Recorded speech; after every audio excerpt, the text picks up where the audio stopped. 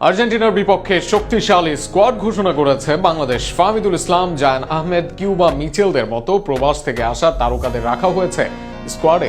এছাড়াও ট্রায়ালে চমক দেওয়া বিতোষক চাকমাকেও রাখা হয়েছে দলে। 5 তারিখ এই স্কোয়াড নিয়ে ব্রাজিলের মুখোমুখি হবে বাংলাদেশ।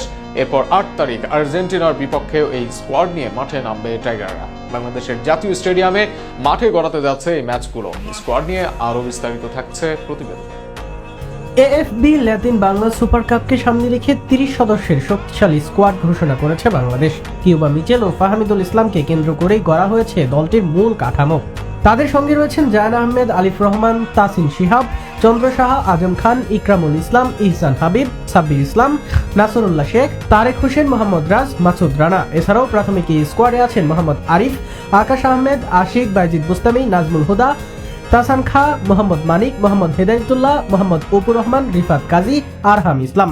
ট্রায়ালে চমক দেয়া বিতোষক চাকমা, সাজেদ হাসান, কামাল মৃধা ও মুর্শেদ আলীকেও ডাকা হয়েছে স্কোয়াডে। ঢাকার জাতীয় স্টেডিয়ামে অনুষ্ঠিতব্য AFB Latin Bangla super cup নিয়ে ফুটবল প্রেমীদের আগ্রহ এখন তুঙ্গে। ডিসেম্বরে ঢাকার ক্রীড়াঙ্গনে তৈরি হবে এক নতুন ফুটবল উৎসব।